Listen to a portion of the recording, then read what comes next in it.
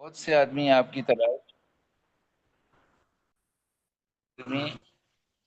تلاش میں نکل کھڑے ہوئے، اور بعض قیافہ شناس لوگ آپ صلی اللہ علیہ وسلم کے نقش قدم تلاش کرتے ہوئے ٹھیک اس غار کے کنارے پر پہنچ بھی گئے کہ اگر ذرا جھک کر دیکھتے تو صاف آپ صلی اللہ علیہ وسلم سامنے تھے۔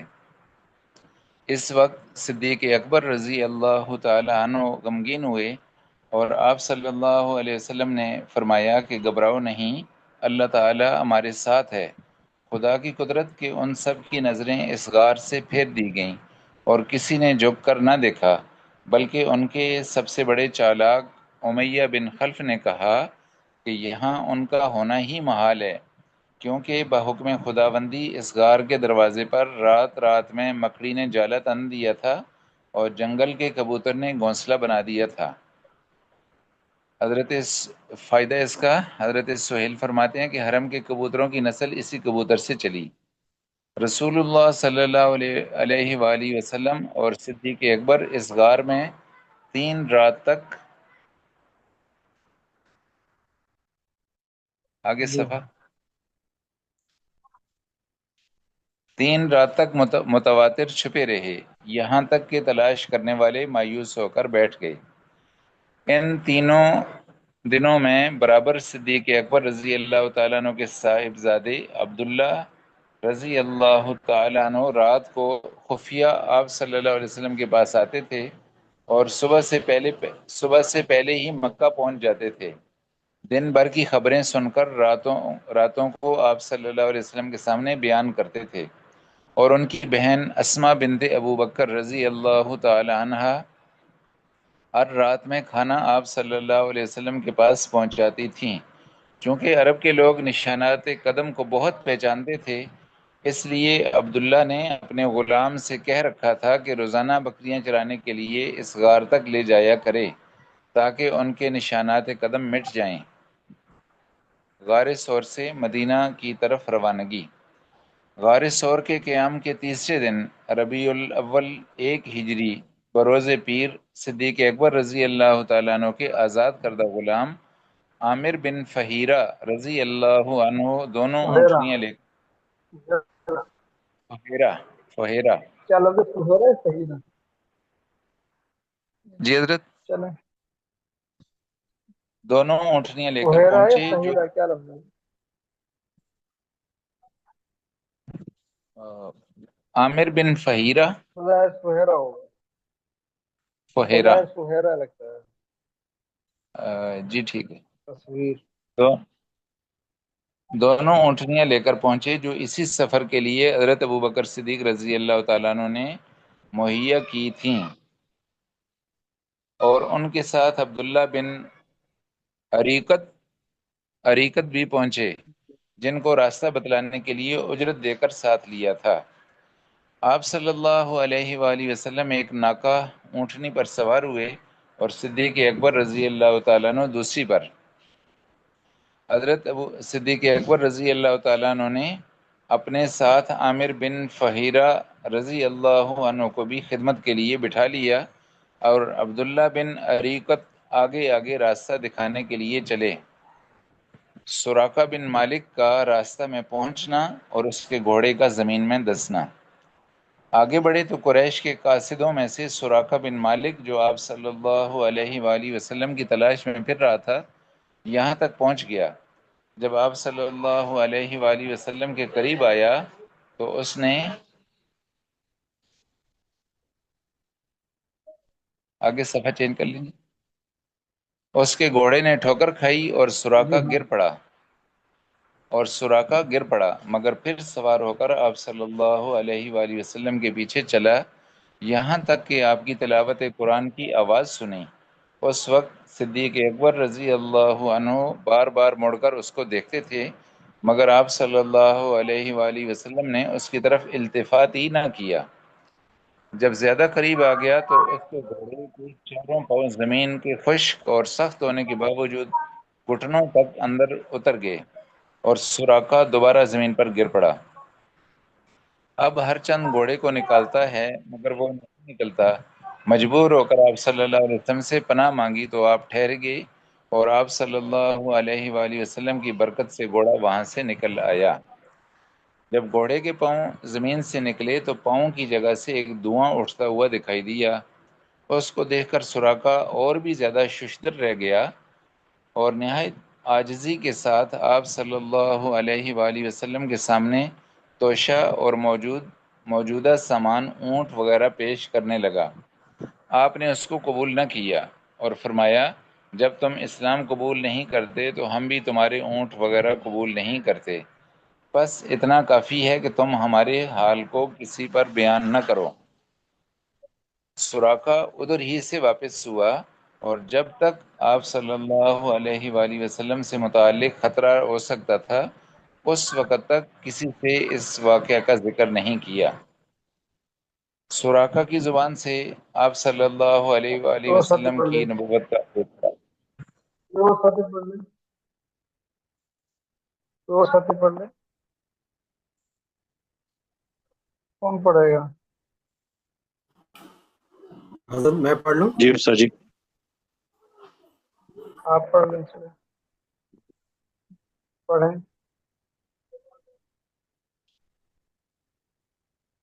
جی حضرت میں پڑھ لوں؟ پڑھیں پڑھیں۔ جی، سراقہ کی زبان سے آپ صلی اللہ علیہ وسلم کی نبوت کا اعتراف۔ کچھ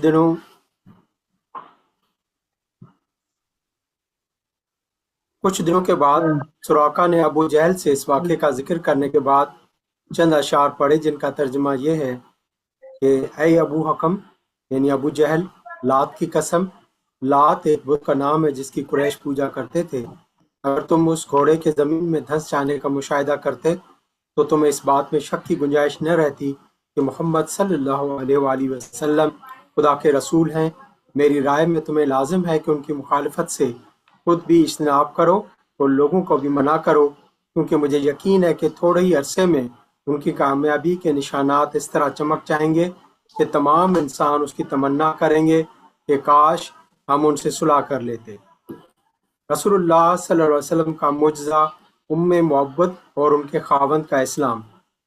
راستے میں ایک عورت ام معبد بنت خالد کے مکان پر گزر ہوا۔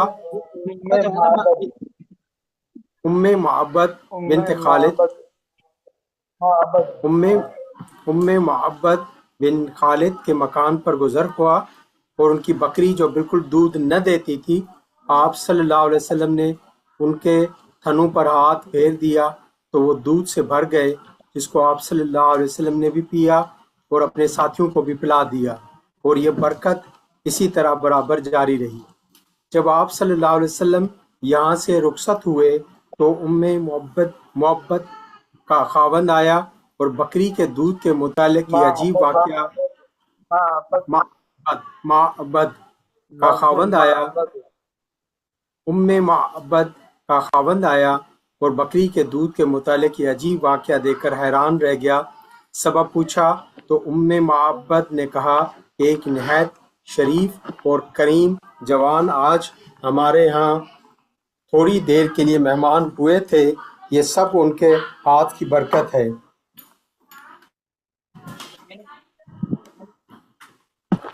خاوند یہ سن کر کہنے لگے کہ بخدا یہ تو وہی مکہ والے بزرگ معلوم ہوتے ہیں۔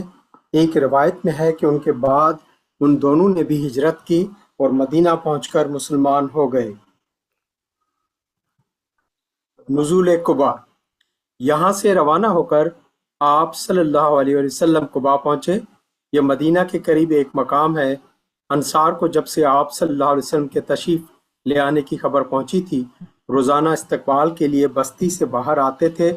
اس روز بھی حسب دستور انتظار کر کے واپس ہو گئے تھے کہ یکایک آواز سنی گئی کہ جن کا انتظار تھا وہ تشریف لے آئے۔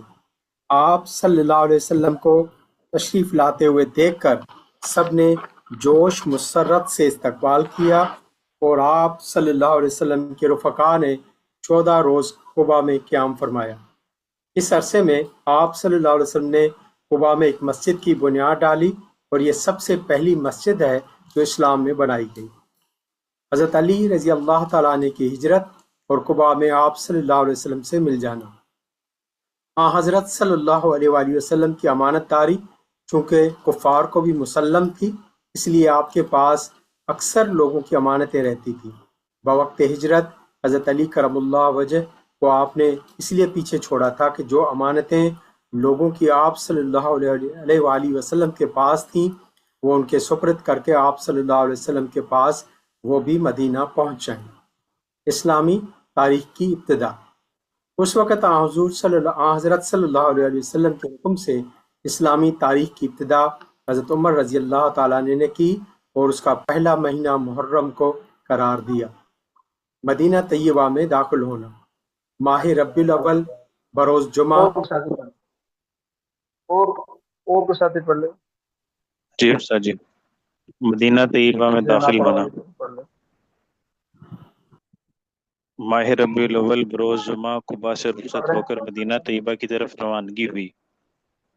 انصار مدینہ جوش مسرت سے آپ صلی اللہ علیہ وسلم کی سواری کے ارد گرد چل رہے تھے، کوئی پیدل کوئی سوار، ہر شخص آپ صلی اللہ علیہ وآلہ وسلم کے ناکہ اونٹنی کی باگ تھامنے میں پیش قدمی کرنا چاہتا تھا۔ ہر شخص کی دلی تمنا تھی کہ آپ صلی اللہ علیہ وسلم اس کے یہاں مقیم ہوں۔ عورتیں بچے خوشی کے ترانے پڑھ رہے تھے۔ یہ چونکہ جمعے کا دن تھا، بنی سالم بن عوف کے مکانات کے قریب جمعے کا وقت ہو گیا۔ آپ صلی اللہ علیہ وآلہ وسلم سواری سے اترے اور جمعہ ادا کرنے کے بعد پھر سوار ہوئے۔ اب جس انصاری کا مکان راستے میں پڑتا ہے وہ التجا کرتا ہے کہ میرے غریب خانے پر قیام فرمائیے، مگر آپ نے فرمایا کہ تم اونٹنی کو اپنے حال پر چھوڑ دو، وہ اللہ تعالیٰ کی طرف سے مامور ہے، جس جگہ اس کو ٹھہرنے کا حکم ہے وہاں جا کر وہ ٹھہر جائے گی۔ چنانچہ یہ اونٹنی اسی طرح چلتی رہی یہاں تک کہ رسول اللہ صلی اللہ علیہ وسلم کی ننیال بنی عدی بن نجار کے مکانات آ گئے تو ابو ایوب انصاری رضی اللہ عنہ کے مکان کے سامنے جا کر اونٹنی بیٹھ گئی۔ آپ صلی اللہ علیہ وسلم ابو ایوب رضی اللہ عنہ کے مکان پر مہمان ہوئے اور ایک مدت تک انہی کے مکان پر مقیم رہے۔ مسجد نبوی کی تعمیر۔ اس وقت مدینہ میں کوئی مسجد موجود نہیں تھی، جس جگہ موقع ملتا نماز ادا کی جاتی تھی۔ اس کے بعد وہ جگہ خریدی گئی جس جگہ ناکہ بیٹھی تھی، اس جگہ مسجد نبوی کی تعمیر کی گئی،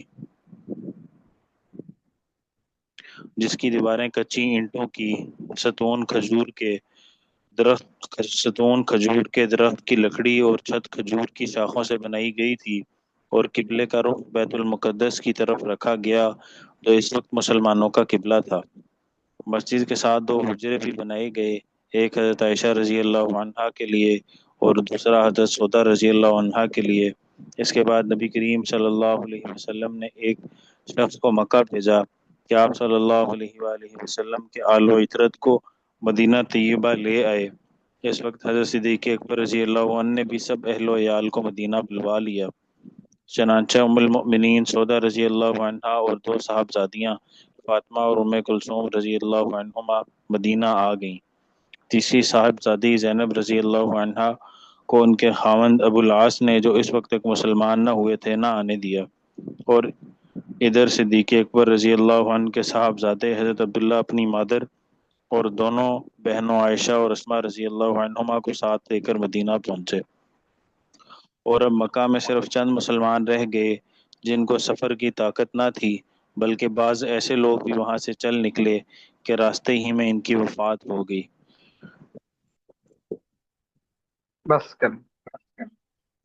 کریں۔ جی استاد جی۔ تو اب جو ہے نا اپنا جو یہ واقعات ذکر کیے گئے ہیں، جب سوئیں تو نہیں واقعات کو ذہن میں لے کے سو جائیں۔ آ رہی بس سوتے ہوئے جی استاد جی۔ یہ سارے واقعات ہمارے سامنے ہوں، درود شریف پڑھتے پڑھتے سو جائیں تو اس سے حضور کی محبت میں اضافہ ہوگا۔ ساتھی کم تھے یار، کہاں چلے گئے آپ؟ عثمان بھائی کہاں چلے گئے؟ آپ وہ کون ہے؟ مانیٹر کون ہے آپ لوگوں کا؟ استاد جی عثمان بھائی ہو گئے. کسی کو بنایا امیر ہم جماعت کا امیر ہم تو تھرمامیٹر عربی میں میٹر نہیں. 4-5 بندے تھے آج. ہیں؟